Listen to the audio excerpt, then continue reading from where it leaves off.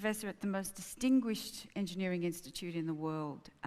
Can you comment briefly about the role of elite academic institutions? They don't appear to be very radical places, but you've been there now for over half a century.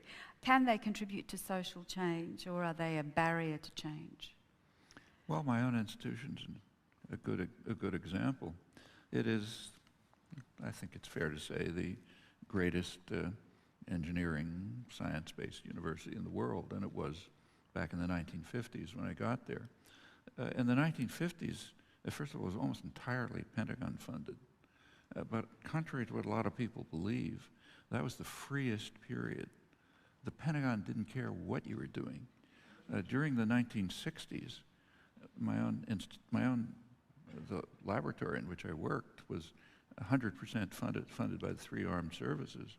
It was also the center of anti-war resistance. I don't mean protest, I mean resistance.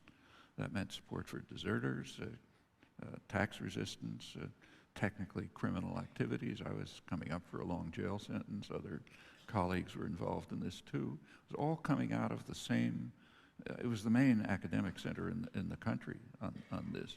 That was coming from the same laboratory that was 100% funded by the three armed services. That has to do with a fact about the advanced economies, which is pretty well understood by participants, engineers. It doesn't seem to be well understood by economists or the general public. And that is that the modern economy depends very heavily on massive state intervention.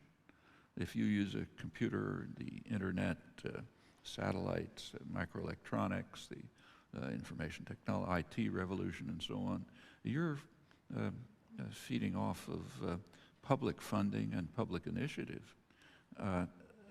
And the Pentagon understood that. It was the funnel for raiding the taxpayer under false pretenses. The Russians are coming. So it wasn't democratic at all. But it was essentially telling the public, you pay us, we're going to create the technology of the future. They didn't say that, but that's what was happening. So they didn't really care what you were doing. You want to overthrow the government, that's your business. Just do your work, But that was although that was the fact, that was a very small part of the Institute. Most of the Institute was extremely conventional. People did their work, didn't ask questions, you just developed science and technology. This kind of, this Tom Lehrer song about Werner von Braun, which you may know. Where the rockets go up, where they come down is not my business. And that was essentially the conception. Well, there was a small group of students, very small, maybe a dozen or so, in the 1960s, who began to be caught up in the general student activism in the 60s and worked quite hard to try to change the atmosphere. I won't go through the details, but they succeeded. Succeeded to the point that by, say, the end of the 69, it got to the point where actually the administration called a day off just to focus on seminars, discussions, talks, and so on about the uses of technology. Should we be concerned with how science and technology are used? And a lot of self-criticism came out of that. Quite important groups formed, Union of Concerned Scientists and so on. It just changed the atmosphere of the place. And by now those are common attitudes. What was once you just do your work and shut up has become we have to think about what we're doing and why. And that expands into other forms of social activism too in all sorts of ways. I mean, one very dramatic change at MIT, you can just see it walking down the halls. When I got there in the 50s, it was all white, male, well-dressed, conventional, do your work. You walk down the halls today, it's like universities elsewhere. Half women, a third minorities, informal dress, which is not insignificant. That means informal relationships, and a lot of activism. Those are quite big changes. They came about largely through the activism of small groups of students, a couple of faculty, but mostly students, who just essentially organized the place through their own activities. A lot of interesting actions took place which changed things. So what is a university? Well, it depends on the people in it. They can turn it, these are very free institutions in many ways. There are a lot of things wrong with them, but don't want to exaggerate. But among the institutions of the society, these are perhaps the most free. And that's particularly true of the sciences. In the sciences, you just can't institute external controls and expect them to survive. You could see that in the old Soviet Union. Biology couldn't survive under external controls. The sciences are based on, they're basically anarchist in the sense that I was describing before. Students are expected in a good scientific university or courses, they're not expected to just repeat what they were told. They're expected to challenge. In fact, a lot of the new ideas and innovation comes from that. So a student's expected to say, I don't believe what you're saying, and here's an argument to the contrary. That's good. That's what you try to encourage. And if you didn't try to encourage that, the sciences would die.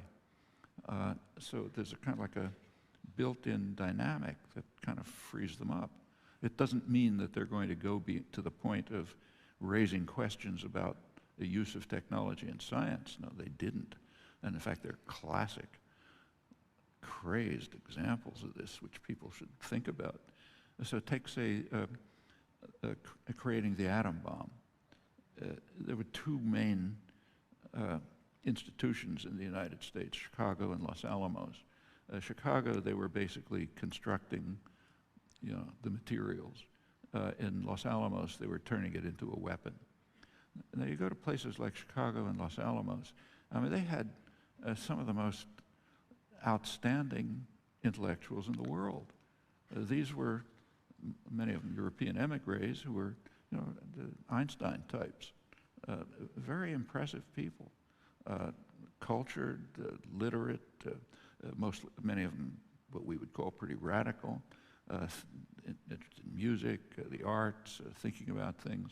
They were working in closed environments in which about the only thing that they pursued was how to carry out huge, massive destruction in Japan. They were pretty sure they were never going to use it in Germany. In Japan, which might end the human race, because they weren't really sure. And it was single-minded pursuit of that objective.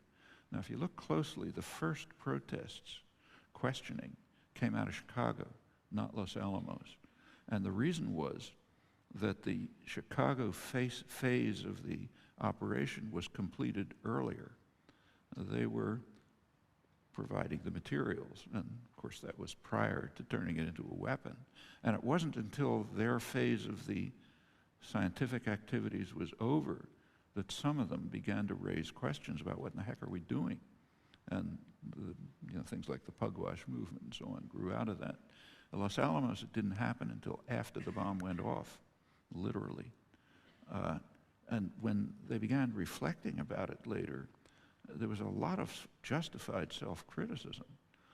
Here you had, the most amazing group of intellectuals you could imagine, lots of broad interests, all sorts of things, and they were single-mindedly pursuing highly dangerous, maybe potentially lethal activities, not just for the victims, but even beyond, without thinking about it.